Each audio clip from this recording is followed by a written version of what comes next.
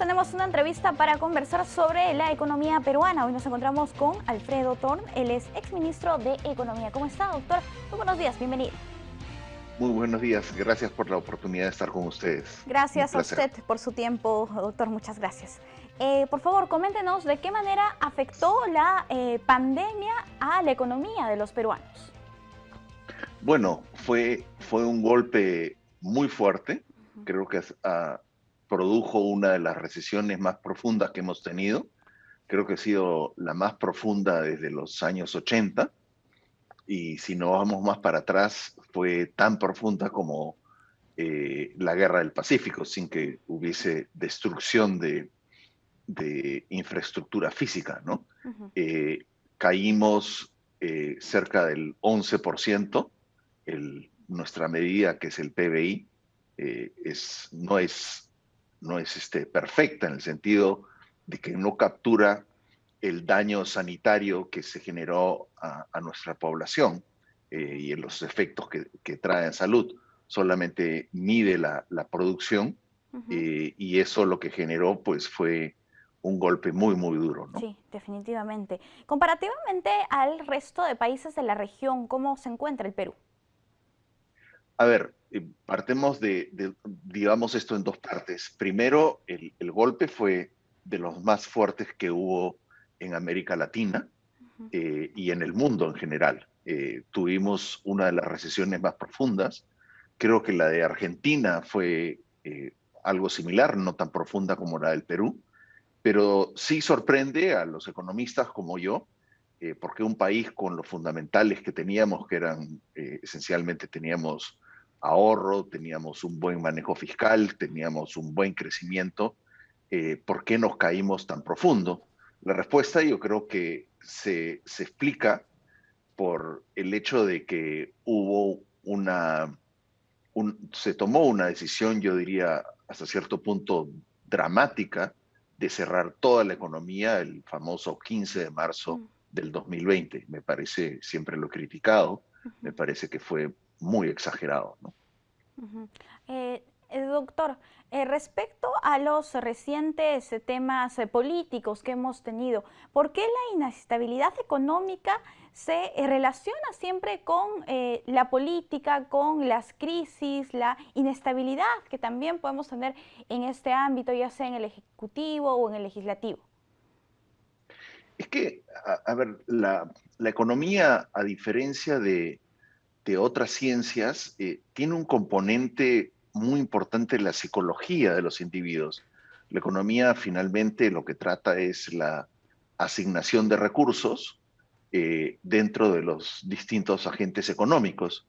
Entonces, siempre la economía trata de mirar hacia futuro, de percibir el comportamiento ya sea de consumidores, inversionistas, y tratar de anticipar lo que van a hacer estos agentes, que son los que finalmente definen el desempeño económico. Ujú. Entonces, en ese sentido, la economía es como una especie de futurólogo, ¿no? De que Ujú. trata de ver cómo es que se van a comportar los individuos, si es que van a gastar, no van a gastar, si es que van a invertir.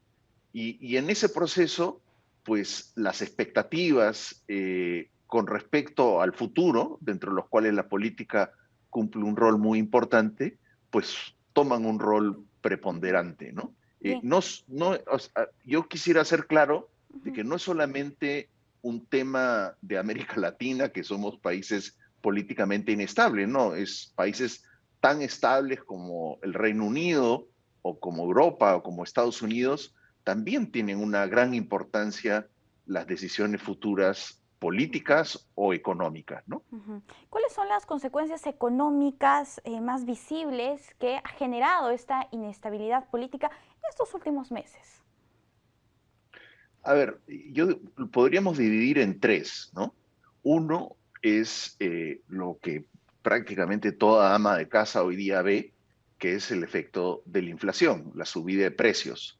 Y la subida de precios se debe a un componente internacional, que es que las materias primas han subido de precio por una buena razón, y es de que nuestros grandes socios comerciales, que es Estados Unidos y China, pues están creciendo a las tasas más altas que han crecido desde desde después de la Segunda Guerra Mundial. Ujú. Y el otro tema tiene que ver ya con la inestabilidad política que ha hecho que mucha gente convierta sus ahorros de soles a dólares.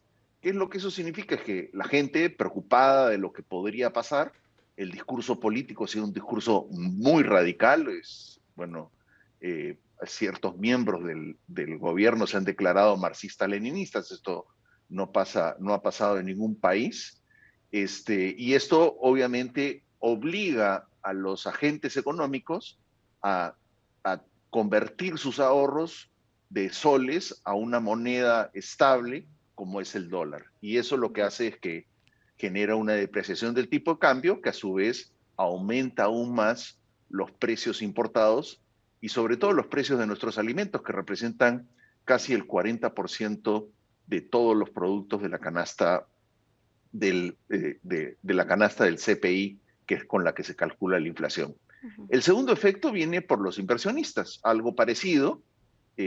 Ellos han visto una narrativa que viene del propio presidente de que se podrían nacionalizar sobre todo los recursos naturales, y eso lo que ha hecho es que se genera una retracción de la inversión privada.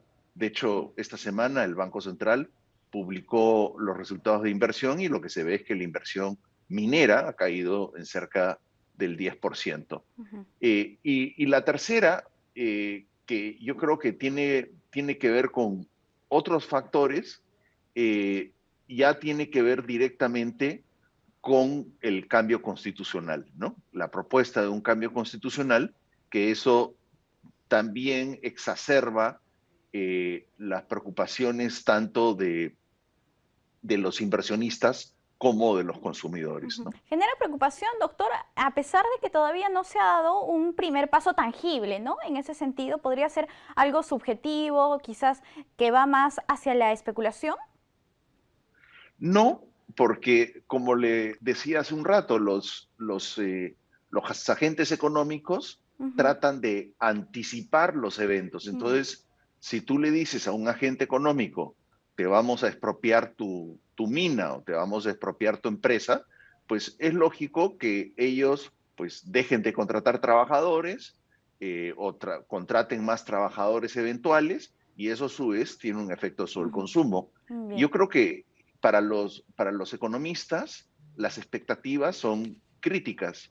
Entonces, al menos los que hemos sido ministros de Economía, siempre tomamos mucho trabajo en educar a nuestro presidente para que los mensajes que se den sean mensajes que sean consistentes con lo que va a Ujú. suceder en el futuro y no mensajes que podrían quedar en nada, como usted dice, con respecto a la Asamblea Constituyente, ¿no? Perfecto. Doctor, respecto a la actividad principal que tenemos el día de mañana 26 de agosto, en la que el Gabinete Bellido pedirá la confianza al Congreso de la República, ¿cuál puede ser el impacto que tendría en la economía peruana? Mire, yo no creo que, a ver, si le dan o no le dan la confianza, yo Ujú. pienso que no va a ser, o sea, va a ser un evento, pero dentro de una serie de eventos políticos que ya se han dado.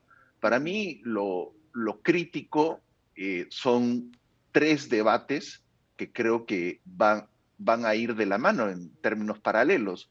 Uno es qué va a hacer el gobierno del presidente Castillo con respecto a la ejecución presupuestal y sobre todo a la economía. Si es que él va a lograr destrabar los proyectos y hacer crecer la economía, o si es que va a pasar como lo que ha pasado con los dos presidentes anteriores, Ujú. que la ejecución presupuestal se retrasó. Ujú. En segundo lugar, el tema del cual acabamos de hablar, ¿qué va a pasar con la Asamblea Constituyente? Hay varias opiniones y esto va a ser un debate en el legislativo, pues algunos lo ponen como un debate entre la vacancia y el cierre del Congreso, pero lo cierto es que el debate que sucede en el legislativo sí va a tener efecto sobre la economía.